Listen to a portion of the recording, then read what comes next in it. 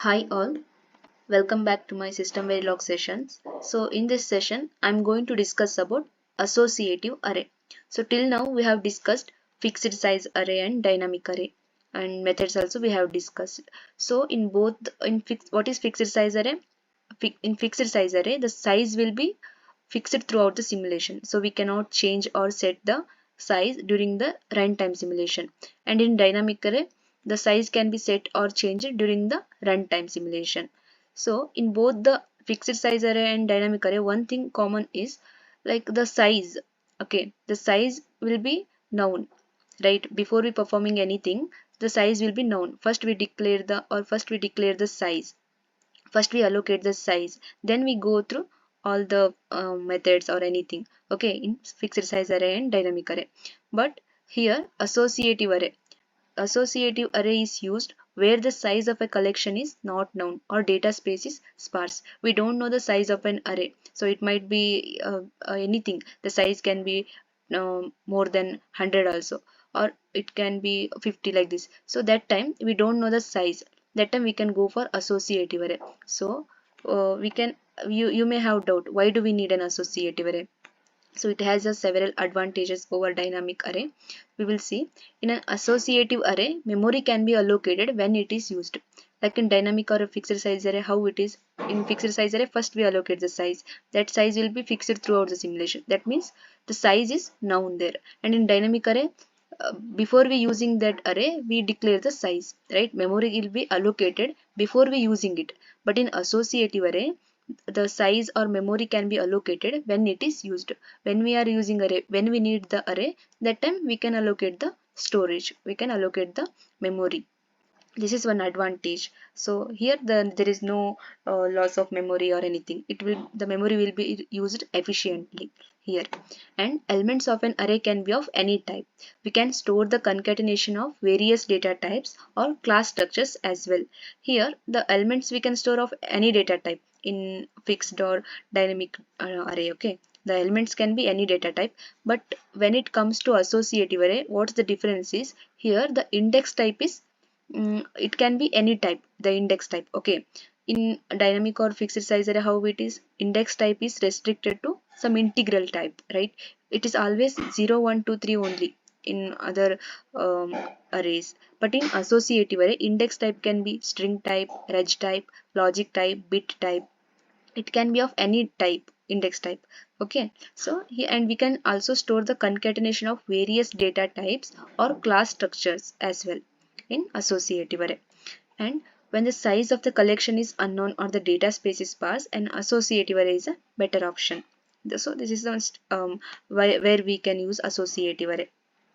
One, size is unknown, and array size is unknown or data space is sparse, that time we can go for associative array. And syntax for the associative array is data type, array name, and in square braces we have to mention the index type.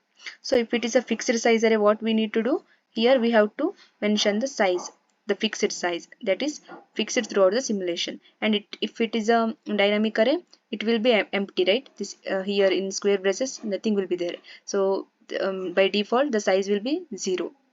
And when we call the new method, the size is allocated, right? And this, since it is associative array, here index type we need to mention. The first type, data type, indicates what type of elements we are storing into the array. This data type indicates the type of the element, and this index type indicates the type of the index, whether it is string, reg, logic, or bit, that will be indicated by this index type. We will see an example. This is how we declare the associative array. Int array of star. This star is nothing but unspecified index. It can be of any type. Okay, it can be integral type, it can be bit, logic, string, any type. So it is an unspecified index. See, when we write this, it looks like this, the array structure, because here index type is unspecified and we have not initialized the values yet. And why it is this hyphen here, dot dot dot, like this? Because the data space is sparse here, we don't know the size of the collection. So when the data space is sparse or the size of the collection is unknown, we go for associative array. So it looks like this. the length will be anything, right? So we don't know the size. So this is associative array.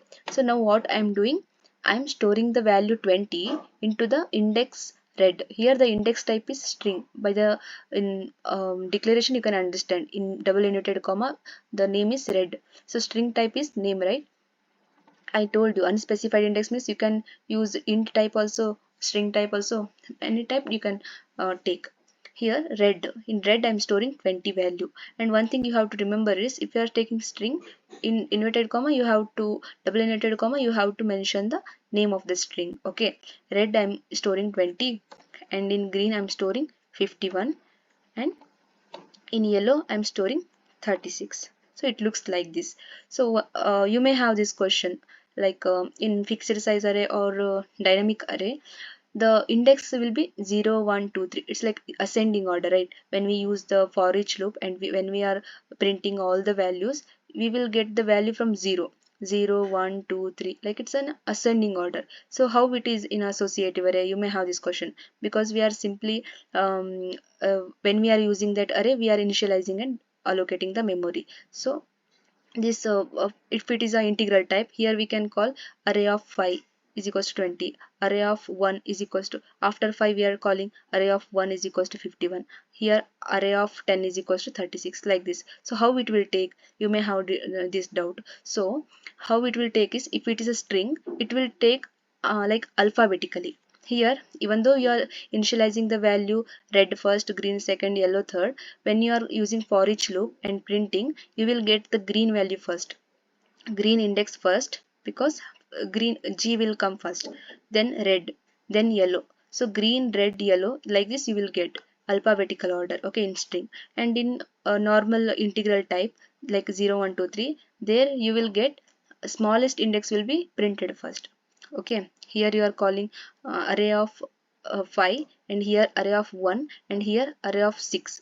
So array of 1 will be printed first, even though you are you are initializing in this way, but you will get the first index as a 1, because smallest index will print first by when you use the for each loop. Okay, it is like this. So in string it is alphabetical order. So this is about associative array. We will discuss all the coding part in next session. We will discuss all types of array and methods, okay, in coding part. So here we will see methods of associative array. So in dynamic array we have three methods: size method, delete method, and new method. New method is for memory allocation, right? So in associative array we have num method, delete method, exist method, first, last, next, previous. Num method will return the number of entries in the array. So you may have this doubt, this size method and num method both are same? No. Okay, both are not same. Size will return the size of an array, num will return the number of entries in that array. So most of the time you may find this num and size both same, okay, because both will return the same value. So how you can understand is the size, so size array of 5, that means size of an array is 5. When you call the size method, you will get the value 5, and in the size in 5, okay, in the size 5, if you are storing only 3 entries, that time if you call this num method, you will get the number 3, not 5. Okay, so num method will return the number of entries in the array, and size method will return the size of an array. And delete method, here index you need to mention, that will delete the element in the specified index, removes the entry at the specified index. Okay, exist, in exist method it will check whether the element is present in the specified index or not. That will be checked by using the exist method. If the element is present, it will return 1, otherwise it will return 0. Okay, exist returns 1 if an element exists at the specified index, otherwise it will return 0. And first of where, here this where, it will assign the value of the first index to the variable where. Here you can take where or index, any, okay, anything you can take, not only where, you can take index also. So it assigns the value of the first index, whatever the element present in the first index, that will be assigned, okay, and index to the variable where. And last, here also the last index value it will assign or assign, and if you are not assigning, it will return with either 1 or 0. Okay, and next where, here it will assign the value of the next index to the variable where. Here before you calling this, first you need to mention the index value, because you are calling next method, right? So before next, first you have to mention where equals to 5, then you are calling next where method. So that time it will return the value of the index number 6, because where is equals to 5, right? The where is equals to 5 means uh, you are assigning fifth index, where is equals to 5, and after that you are calling next method, this next method. So next where means what? That index next 5, after 5 what is there? 6. So it will assign the value of the sixth index. That means next index is 6, right? Here we have mentioned 5, so next index means 6. It will assign the value of the sixth index to the variable where. And previous also, before you have to mention where equals to 3. Okay, where equals to 3, then after you are calling previous method, this prev method, then what you will get? You will get the value of the second index, because where is equals to 3, 3 previous what is there? After 2 3 is there, so you will get the value of 3, third index. Okay, so it assigns the value of previous index to the variable where. So this is all about methods. Here I have mentioned some questions, you can go through. Can we write in type of packed array? If yes, why? If no, why? You can answer this question. And how to resize in dynamic array by retaining old values. This also we have discussed. So we can answer this also. Can we use num method in static or dynamic array? Do we have this num method? You can answer this question. How to find indexes associated with the associative array items? It's also, you can if you understand this array topic, you can answer this question also. So I have mentioned few questions. You may have many questions, so if you have any questions you can ask, or you can answer these questions in comments also. So thank you.